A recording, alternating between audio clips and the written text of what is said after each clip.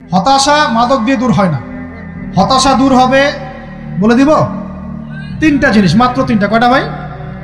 এক, 5 ওয়াক্ত নামাজ। এক কি? নামাজে আপনি অজু করে সেজদা দেন, ইনশাল্লাহ আপনার মনে প্রশান্তি না আসলে আমাকে এসে বলেন যে আসে না। চোখের পানি, মনের আবেগ যা আছে আপনার ভিতরে, কষ্ট, দুঃখ, যন্ত্রণা, সব আল্লাহকে ঢেলে দিবেন ইনশাল্লাহ। নিজের আবেগ ধরে রাখবেন এখানে, আপনি আল্লাহর জন্য ঢেলে দিবেন।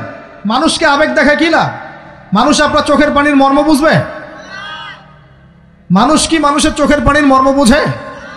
আপনার পিতা যদি মারা যায়, আমার কাছে এসে দোয়া চান কান্নাকাটি করে, আমি দোয়া করতে পারবো, কিন্তু আমি কিন্তু আপনার ফিলিংসটা বুঝতে পারবো না। আপনার অনুভূতি কে বুঝতে পারবেন?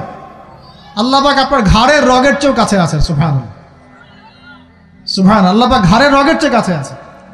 গতকালকে বাংলাদেশের একজন বরেণ্য আলেমের সাথে একটা কনফারেন্সে ছিলাম। উনি বলছিলেন যে এক ব্যক্তি, এটা শোনেন, এক ব্যক্তি খুব তার শখ যে তিনি সাহাবীদের মতো নামাজ পড়া শিখবেন। কথা বুঝতে পারছেন? সাহাবীদের মতো নামাজ শিখবেন। তো একজন বরেণ্য আলেমের কাছে এসেছেন, এসে বলছেন যে আমাকে সাহাবীদের মতো নামাজ শিখিয়ে দেন। তখন সেই আলেম আরেকজন আলেমের সন্ধান দিয়েছেন, যা তুমি তার কাছে যাও, তিনি শেখাবেন। তো সেই ব্যক্তি একটু অবাক হয়েছেন, কারণ যাকে প্রশ্ন করেছিলেন তিনি অনেক বড় মুহাদ্দিস, আর যার কাছে পাঠানো হচ্ছে তিনি অত বড় মুহাদ্দিস নন, কিন্তু আবেদ, আমল করেন। তাকে গিয়ে বলছেন উনি আমাকে পাঠিয়েছেন সাহাবীওয়ালা নামাজ শিখিয়ে দেন। তখন তিনি বলছেন ঠিক আছে, সুন্দর করে অজু করে আসো, সুন্দর করে অজু করে আসো।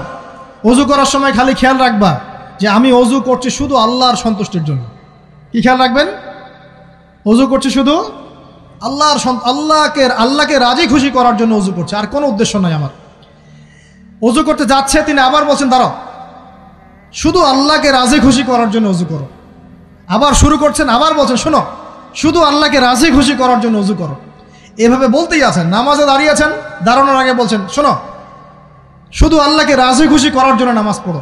বলতেই আছেন। এক পর্যায়ে সে ব্যক্তি নামাজ শুরু করলো, নামাজে মনোযোগ এদিক ওদিকে যায়, আর তার মাথায় এটা আসে, এই শুধু আল্লাহকে রাজি